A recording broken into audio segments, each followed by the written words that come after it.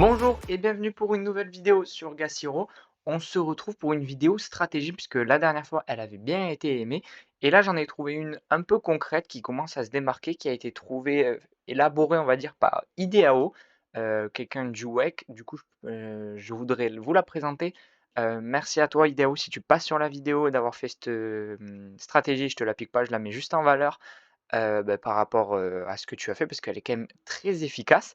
Pour commencer, en fait, il s'agit d'une, stratégie pour aller tenter du E6 avec seulement 4 personnages et là, vous allez me dire: «Ouais, mais regarde ici, ça va manquer niveau force». Alors là, je suis totalement d'accord, ça va manquer niveau force, mais en fait, quand vous aurez genre vos skill points, vous savez dans l'arbre des compétences, on peut avoir des skins, quand on augmente notre BCV, on peut avoir plus de force.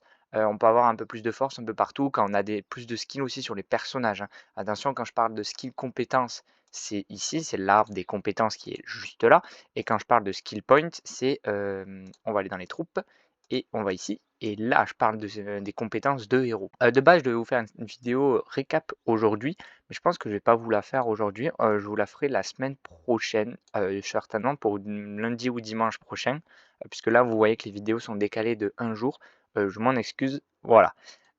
Pour continuer, on avait la fin du giveaway et le gagnant du giveaway sera annoncé dans la vidéo. Alors au milieu, à la fin, je sais pas, mais je vous annoncerai le gagnant du giveaway dans la vidéo. Moi, juste sur mon petit avancement pour acheter mes héros, j'ai pu acheter, 3 héros. Peut-être d'ailleurs, Paslock, oui, c'est parce que j'ai plus de matic.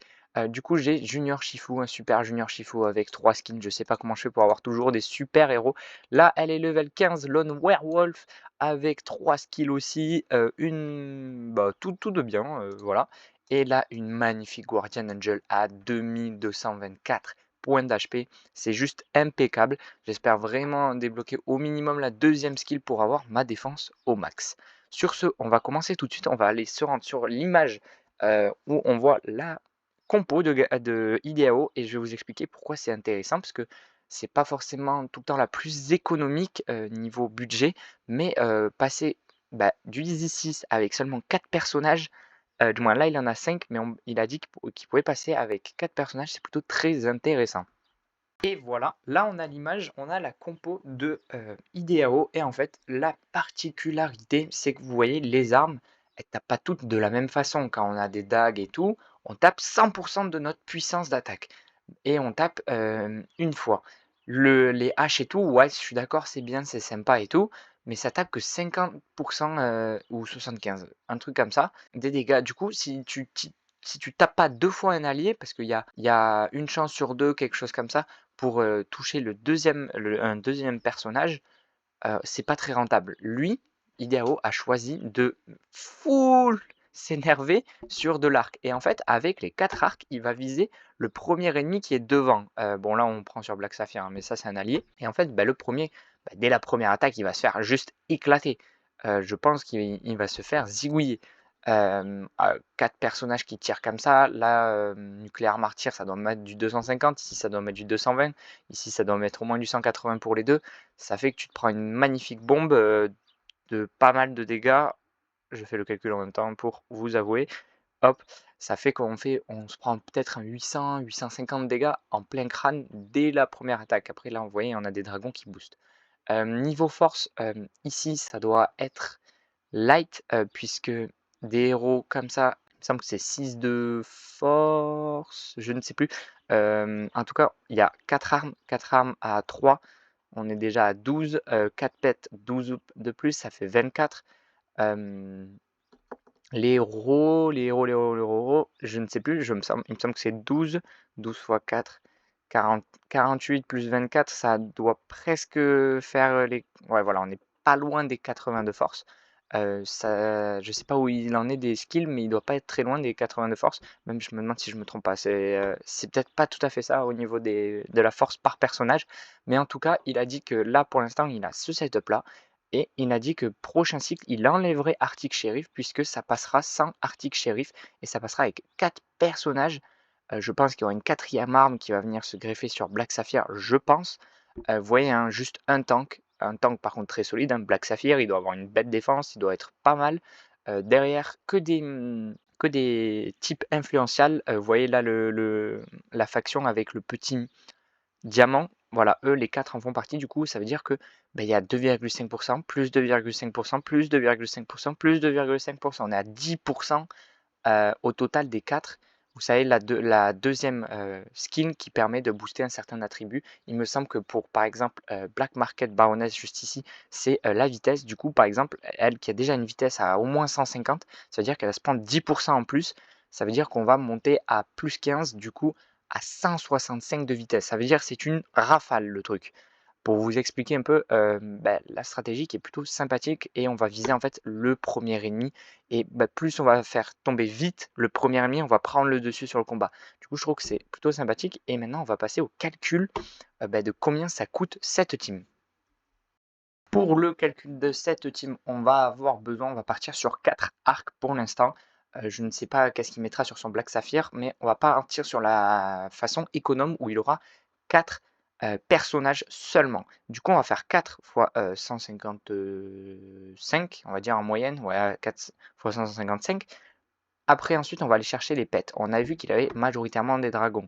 Voilà, du coup, les dragons, ils sont à 62. Là, je vois du coup du tréant. Allez, on va prendre 4 pets avec 62, puisqu'il avait 3 dragons et un arbre. Hop, on va se rajouter ça sur la calculette. Et ensuite, si vous voulez imiter parfaitement sa team, on va aller se prendre un petit Black Saphir, juste ici. Hop, Black Saphir qui a un FP de... Oula, il n'y a pas beaucoup de Black Saphir. Par contre, il y a beaucoup de Daily Nightshade. J'interromps pour ma propre utilisation. Ok, 312, putain, sympa. Sympa. Ok, je sens que je vais aller faire des petites emplettes.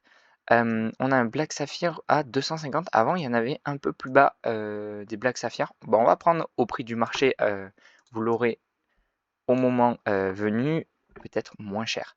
Ici, on voit des stats plutôt pas mal. Je vois souvent des Black Saphir en dessous 120. Là, on est déjà à 123 de défense. On va dire que c'est pas trop dégueulasse. Du coup, on va se rajouter plus 248. Et ensuite, on va aller se chercher Black Market Bar. Vous voyez, influential, voilà, c'est juste là. C'est ce que je vous parlais. Du coup, Black Market Baroness, tac, la première. Hop, on va pas se prendre les Unco. 250 aussi. C'est une type qui coûte un petit peu cher, on dirait, au niveau des prix. Honnêtement, je ne regarde pas ces personnages. Du coup, je peux pas trop vous en dire. 225. Je prends vraiment les premiers prix, comme ça vous aurez la compo qui coûte, mais ça coûte un peu le moins cher. Hop. Ensuite, Black Market Baroness. Et il a dit qu'il a enlevé Arctic Sheriff. Du coup, il prend The Godfather. Non, Leader of the Pack, pardon. Hop. Qui booste la vitesse et qui est un support. Hop, on en a 205, à chaque fois des 0 brides, c'est incroyable. Vous voyez, lui aussi il tape du 207, ça fait quand même des gros dégâts. J'avais dit 180, voilà, vous voyez que c'est un peu au-dessus. Et c'est plus 205 pour une team pour taper du Easy 6. Bon, après, il faut avoir les prérogatives. Je regarde juste au niveau des personnages. Voilà, 12, 6. Ok, par personnage common, je m'excuse, c'était 6 de force, c'est pas 12. Du coup, il doit manquer quand même pas mal de force au niveau des personnages. On va refaire le calcul de la force, et j'adore, je viens d'effacer mon calcul, mais c'était environ 1780 GMT pour farmer du Easy 6. Easy 6, c'est 9 à 12 potions. Ici, c'est presque la moitié d'un pet par combat. C'est plutôt sympathique. Pour le niveau des armes, ça doit être cool aussi. Vous voyez qu'on farm plutôt bien. Je pense qu'au niveau des aventures de clan, ça doit être pas dégueulasse les pourcentages que ça doit faire. Et au niveau du calcul de la force, 6 personnages fois 4, ça fait 24 de force. On rajoute 3 fois 4 pour les personnages, pour les armes et 3 fois 4 encore pour les pets. Nous montons à 48 de force. On va dire qu'on prend au moins 2 skills par personnage qu'ils ont déjà. Du coup, on va faire 2 fois 4 encore. Oula, hop, plus 2 fois 4 et nous montons à seulement 56 de force. Ensuite, du coup, ça fait qu'on a au moins 2 énergies supplémentaires.